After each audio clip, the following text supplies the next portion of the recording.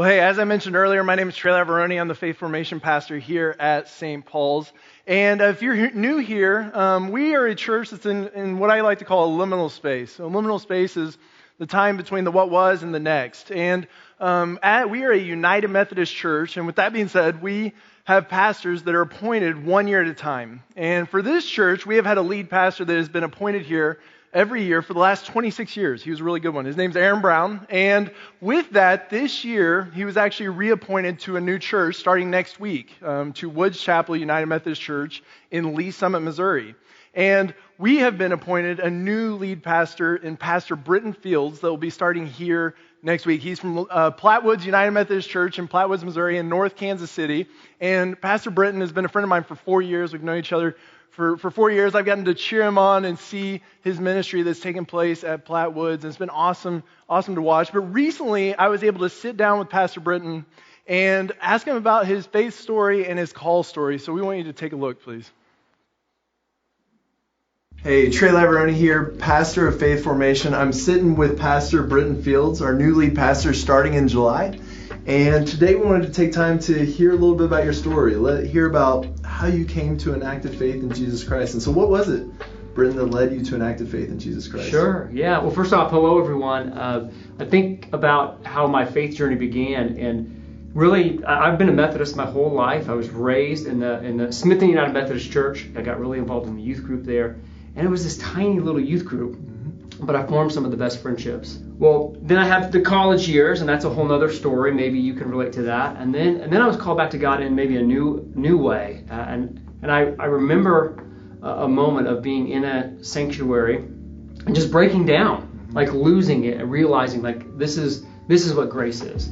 All the stuff in my past, God can take that and do something with it, can still love me. Yeah. And from that moment forward, I have just been following Christ as best as I know how ever since. What was that thing that led you from becoming a Christian and taking that step towards being a pastor and going into ministry in that vocation? I got my engineering degree from Mizzou. I worked for about 7-8 years in that industry, in manufacturing, engineering. I just got the call. So it was little steps over time. Yeah. God just really called me out to this other place. Yeah. And so I remember being in a McDonald's talking with one of my mentors. And he said, we talked about being a pastor. He prayed for me, and then at that moment, I felt the Spirit with me. Drove home, told my wife, and she said, "Okay, let's do this." Yeah. And here we are. Yeah, that's phenomenal. That's phenomenal. Well, we're so excited to have you here at St. Paul's. Britton's first Sunday is going to be next week on July 4th. Services are going to be at 9:10:30 here at the Joplin campus, 10 o'clock on KODE, and 10:30 on Facebook. We want you to be a part of that, so make sure to come in person if you're able, but make sure to jump on online or KODE if you're not. But Britton, we're excited to have you, man. Hey, likewise. Thank you, Trey. So how come so many of you chuckled when you said the college thing? I heard a lot of chuckling out there. But hey, we're so excited for Britton to be stepping into leadership here at the church, and I know he's excited as well. And our staff and our governing board we're trying to do the best we can in making this transition smooth for the congregation and also smooth for Britton and his family as well, and welcoming Ashley and Shelby and Charlie and Theo, their 3 kiddos. And so there's a couple things we wanted to do to help make this transition a little smoother. And there's 3 things I'm going to ask of you as a congregation. And the first one is this: be praying. We believe that prayer is the foundation of everything we do here at St. Paul's. But be praying for the Fields, be praying for St. Paul's, be praying for Joplin, Carl Junction, and be praying that God uses this to help lead more people to an active faith in Jesus Christ. And the second thing is this: you have 5 new names to learn. You have Britton, Ashley, Shelby, Charlie, and Theo. They have hundreds and hundreds of names that they have to get to know in a little bit of time. And so what I want to ask of you is that every time you see them, please introduce yourself. That could be 1 time, 2 times, 3 times, 4 times. But by you doing that, you are making your situation a little uncomfortable to make their situation better, because it's better for you to keep reintroducing yourself than putting them in the position to say, "Hey, can you can you say your name one more time? And so what I want to ask for you as a congregation is every time you interact with them, please introduce them. It's kind of like running into like a middle school teacher, right? Like you walk up and you're not sure if they know you or not. And you're like, hey, Trey Laveroni. And they're like, oh, yeah. Because it wasn't a good thing why they went, oh, yeah. But it's like, by putting it on the offense, it helps that other person out. And the third thing is this. Britton's first sermon will be on Sunday, July 4th. So next week. So we're going to shoot fireworks off in here, and it's going to be a great time. But no, his first sermon is going to be next Sunday, and then Ashley's going to be joining the church on July 11th, and we're going to do a welcome party for them. And so we're going to have hamburgers, hot dogs, bounce houses. We're going to have an opportunity for us to welcome them and introduce ourselves to them and just have a warm welcome for them, for Pastor Britton and his family. So what I want to ask of you is be here the next 2 weeks. If you're at the lake or something like that, please log in on Facebook, comment, let us know that you're connecting. But it's really important that we give a warm welcome in this time of transition. So those are 3: prayer, names, be here. Okay? Got it? Thank you. All right, well, I want to do what we do each week, and that is don't just take my word for it. Dive into the scriptures for yourself. Use the study guide that's available. We have daily meditations that walk you through each day of the week. There's a scripture, and then we're doing something different with the daily meditations, and that's we have serving prompts to help you serve during this time of liminal space, and then we have a prayer attached to those, and then we have a group guide, and the group guide is to help you talk about what we're talking about here on Sunday. I grew up in a culture where you go to church Sunday morning, Sunday night, Wednesday night, and you never talk about it, right? You just go, receive, and never discuss what was talked about. We want to create a culture where you show up and you participate and you talk about the things that are discussed on Sunday morning, which is what you can do with the group guide. But during this transition, I've been thinking about what it is to be hospitable to a stranger, right? What it is to be hospitable towards a stranger. You see, I grew up in Circoxie, Missouri, 30 minutes away on I-44. Anyone else from Circoxie? One, and then we got one quiet over here, I see. And then, so what we got is, in this small town I grew up in, from kindergarten to 5th grade, there's 2 schools. So there's the grade school, and then there's like a middle school, high school combination. And so what I would do, kindergarten through 5th grade, is I would ride the bus to the high school because my grandma was a middle school teacher there for like 30-something years, Mrs. Agan. She was there for a long time.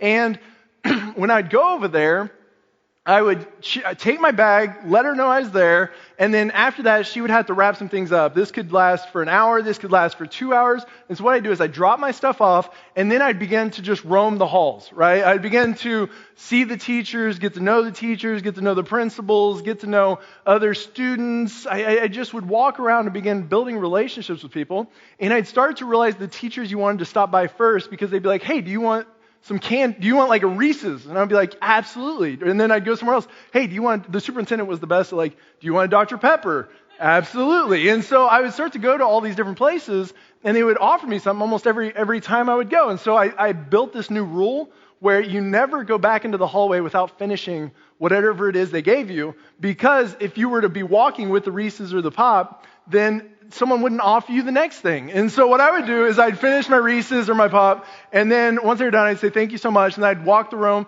Hey, do you want a Reese's? Yes, absolutely. And so it turned into this culture that was just phenomenal, and luckily I don't still do that today somewhat, but the thing about it is I would begin to get to know all these people. And on good days, I would get to go to the locker room, hang out with the coach. He would take me out to practice with the high schoolers, whether it was football or basketball or baseball. I'd get to hang out with him, be the ball boy, go fetch things in the outfield. I'd get to go catch the football for the kicker. I would get to do all these things.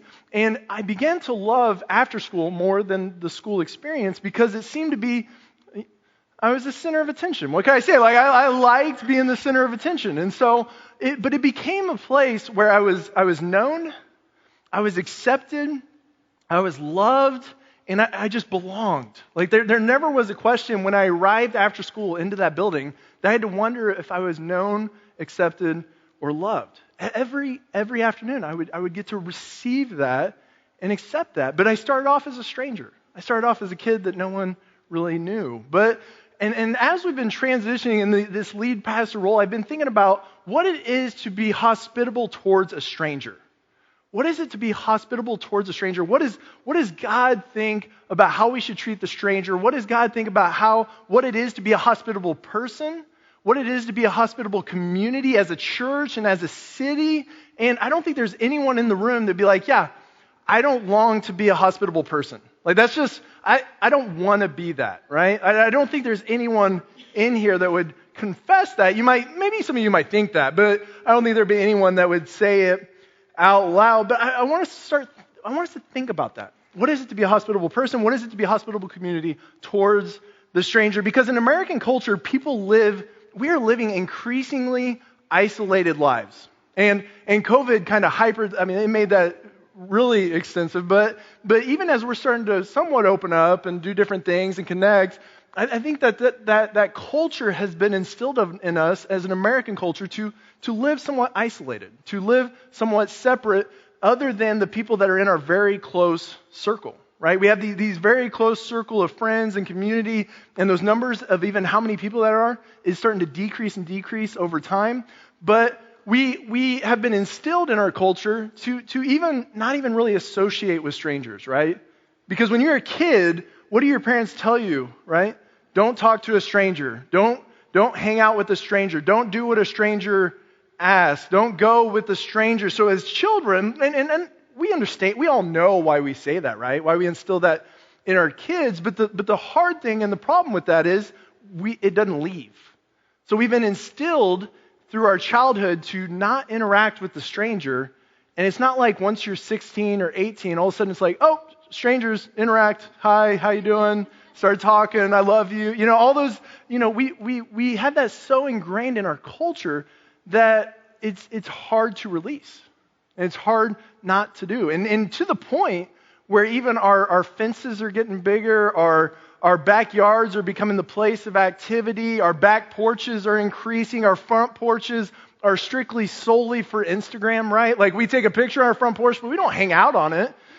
We just take a picture in front of it. So we have this culture of backyards, not front yards. We have this culture of very close-knit circle of friends, but not really interacting with the stranger. The most we'll do with the stranger is say maybe hi, maybe. And that's possibly it. But the question becomes, what does God say about hospitality towards a stranger? What does God say that how we should treat the stranger and how we should be hospitable towards the stranger? We see in Deuteronomy, we see this story of the Hebrew people. And so the Hebrew people are in Egypt, and they're under the oppression of Egypt. They're slaves under the oppression of Egypt. And while they're under the oppression of Egypt, there arrives this guy who was actually Hebrew, but he was raised by the princess of Egypt. And when he arrives, he sings this song to the Pharaoh, Pharaoh, Pharaoh. Whoa, let my people go. Right? Does everyone know the song? Okay, no, you don't. But no, Pharaoh, Moses sings a song because it's always a song, right? And he says, let my people go. Pharaoh says, no, no, no, no, no, plague, plague, plague, plague. And then finally, after the plague that killed his son, the Pharaoh says, yes, you can go. And so these Hebrew people leave, thousands and thousands of people leave Egypt, and they begin wandering the wilderness. They're heading towards the promised land. They make some bad decisions, so God's like, take another lap, right? You know that coach? Take another lap. You did it wrong the first time. So God keeps kind of saying, take another lap. So he's wandering around the wilderness for 40 years, and God's trying to instill in this community what it is to be human, what it is to be a reflection of God, and what it is to follow and worship God. And so he starts to give them these commands, these laws, these rules to live by to reflect the kind of people he wants them to be. And one of the rules that he gives them very early is this: you are to love those who are strangers, for you yourselves were strangers in Egypt. You are to love the strangers, for you yourselves were strangers in Egypt. That communicates to us that God cares about hospitality, and that communicates to us that God cares about the stranger. And the way in which he helps the Hebrew people understand how much he cares about the stranger and what it is the stranger cares about is by reminding them what happened when they were strangers. He reminds them, remember when you were strangers in Egypt? What was it you longed for? What was it you wanted as a stranger in Egypt? At first they received it.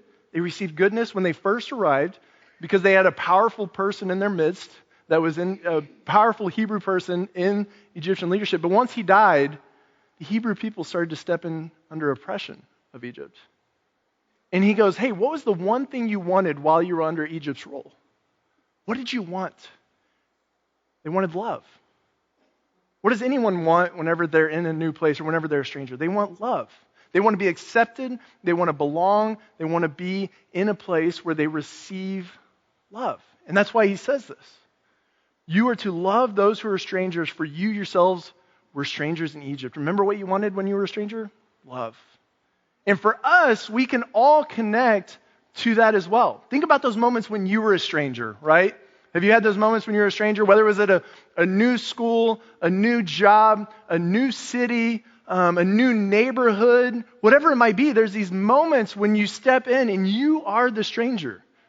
I mean, how many of you were born and raised in St. Paul's Church? Raise your hand if you were born and raised in St. Paul's Church. None of you, right? Which is interesting, but the thing about it is all of you arrived here as strangers. The moment you arrived here, you were a stranger. And what is it you wanted, whether here or anywhere as a stranger? Love, acceptance, belonging, right? I asked many of you, what was it that brought you back a second time to St. Paul's? And you would say things like, I felt accepted for the first time. I felt like I belonged. I felt like there was a sense of purpose that had been given to me for the first time. This is where I met Jesus. There was all these moments that you talked about that brought you back for the second time. And the thing about it is, we recognize that all of those things that you mentioned, acceptance, belonging, purpose, all of those things are things that happen on the other side of love. And so when you receive love, you receive acceptance, belonging, purpose, and all these different things. And so when I ask, what is it to be a hospitable person? It's to be a loving person. There's no separation between a hospitable person and a loving person. To be a hospitable person is to be a loving person. So to be hospitable is to be love. And the question that we have to think about, because we know that God cares about hospitality, we know God cares about the stranger, the thing we have to think about is, what does love look like in a hospitable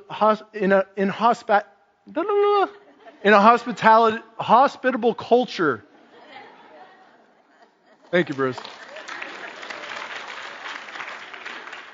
I love that that's what gets you to clap. Thank you. But the thing about it is, with hospitality, we got to recognize that there's no separation between love and hospitality. But I think with love, sometimes we think of it as this thing that's hard to be tangible. It's kind of mystical. It's hard to get your grasp on. And so what I wanted to do is to better set us up for an understanding of what love looks like. What does love look like? Which means, what does hospitality look like? And the first thing is this. The first thing is we see that hospitality requires sacrifice. Hospitality requires sacrifice. In 1 John 3:16, it says, this is how we know what love is. Jesus Christ laid down his life for us. Hospitality, if love is hospitality, hospitality requires sacrifice. When we are called to be a hospitable person, it is to give up something for the other. You have something of value. You have something that means something to you. To be hospitable is to give that up for someone you don't know, which is a lot. It's not just to give it up to someone you love, but God's saying to be hospitable is to give it up to the stranger, which is someone that you don't know. This could be a new neighbor. This could be a new person at work. This could be in a new neighborhood. There's all these different ways in which we run into the stranger. And to be a hospitable person is to sacrifice something you love for someone you don't know. Sacrifice is to give something up at the cost of yourself. Here at the church, St. Paul's has always been committed to sacrificing for next generation. I mean, it's something, I don't think you know this, but for most of you might not know this, but there are not many churches that have existed for 182 years. Because usually in 182 years, there's a generation that says, no, let's keep doing this. This is really good. We like it. So let's keep doing this. But St. Paul's for 182 years has made little shifts over 182 years to keep next generations to an active faith in Jesus Christ. In 1940, that congregation built a new place on 32nd Street where Grace Baptist is now, and they said, we're going to build a new church for new generations because churches either move backwards or forwards. We're committed on moving forward for next generations. And how many of you were here before 1940? Right? Fred Pitts, if he was here, he would raise his hand. He'd get to. But the thing about it is none of us. And so because of the sacrifice of a decision made in 1940, we are all here today because that community decided we're going to be hospitable towards next generations that we don't even know their names or who they are.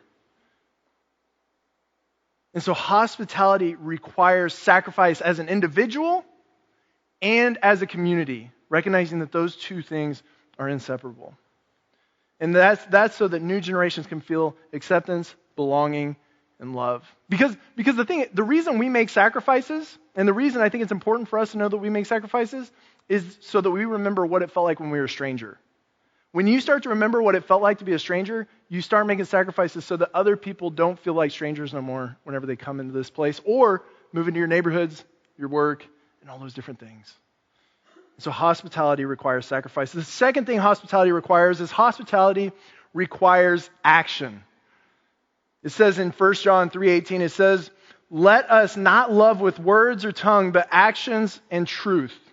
Has anyone ever been invited to a place where they didn't feel welcomed? Have you been invited? So you've been asked to go somewhere. You go to this place and you do not feel welcome at all? Has anyone experienced that before? And so for me, we had this tradition when I was in high school. I went to Webb City. And so Webb City played Carthage on their homecoming. Carthage played Webb City on their homecoming in basketball. And when I was a sophomore, we beat Carthage. And I was invited to the homecoming dance afterwards. You want to talk about being somewhere where you were not welcomed. I lasted 10 minutes, and I have two things. There's fight or flight. I might be 6'4", 220, but I'm flight every time, right? So 10 minutes in, nope, not welcome. And I'm out the door. But there's all these places, whether it's in our neighborhoods, our cities, our schools, sadly our churches. There's these places where we say, you are welcome, and then they arrive and they're not. And so to be a hospitable person, it's not just our words, but our actions that matter most. Because we can say someone's welcome, but if they arrive and they're not, that's not what it is to reflect the disciple of Jesus Christ, or a church that reflects who God is. And so what we have to do as a community is we have to make sure that we reflect the God in which we worship and be disciples of Jesus, the rabbi in which we follow. And we have to be people that make sure people feel loved and accepted and known as they are from the get-go. This is important that we don't just say you are welcome, but we live it out with our actions. So now that we know that hospitality is love, which means hospitality requires action and sacrifice, I'd like to give us two spiritual disciplines to live this out in our life this week or in the weeks to follow. And the first one is going to be driven towards us as a church. How do we as a church live out a spiritual discipline of hospitality? And then how do we as individuals live out a culture of hospitality towards a stranger? And so the first one is us as a church. I asked if we've had any culture of hospitality, any rules of hospitality in the past, and I was given a yes, and the answer I did not see coming. It is strange, but it's hard to say. So we had a rule that if someone is within the distance in which they can smell your farts, then you should say hello to that person. Now, that feels like he's gone, so I'm around. That sounds like an Aaron Brown way of life. And so we're going to do something different from now on. which is called a 3-minute rule and a 10-foot rule. 3-minute rule and a 10-foot rule, which is about the same thing, right? But the 3-minute rule means this. Did you know that the average newcomer shows up early to church on worship? Because very rarely do we see newcomers that say, they wake up on Sunday and go, you know what I'm going to do today? I'm going to go to church. You know, like that very rarely happens where all of a sudden on one Sunday, it's 9 o'clock at night or 9 o'clock in the morning, and they're like, I'm going to see what local church is open, and I'm going to go check that out this morning. It's not usually how it goes. What usually happens is someone's invited or something's happening in their life and they're looking for a way to get connected and find purpose. So the average newcomer plans to come. And because they plan to come, that means they know what time church starts, and there's nothing worse for a newcomer than to walk in late and fear that everyone's going to turn around and look at you, right? And so newcomers do not usually hang out in the lobby because that's where community is built. That's where people that know each other hang out. What they do is they usually head straight into the worship center and sit down and wait for service to start. And so one of the best ways in which we can be a hospitable community, this is going to be hard for some people, is to show up in here 3 minutes before service starts. 3 minutes before service starts.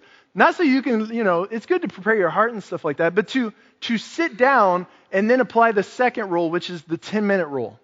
The 10-minute rule, or 10-foot rule, which is to look around and say, hey, I don't think we've met. I'm Trey. Nice to meet you. What's your name?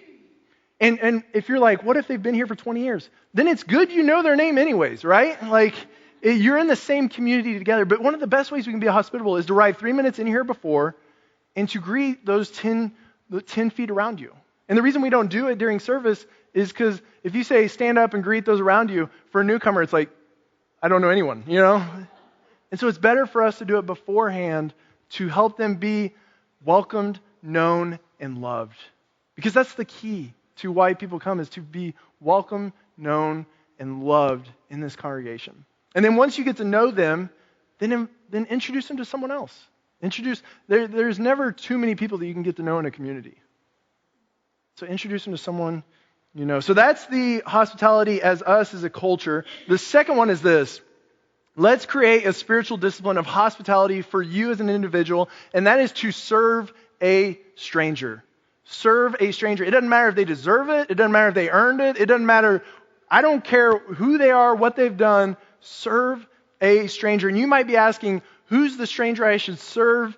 Glad you asked, because Jesus gave us a list of people to serve. In the Gospel of Matthew, Jesus tells the story of a king rewarding people.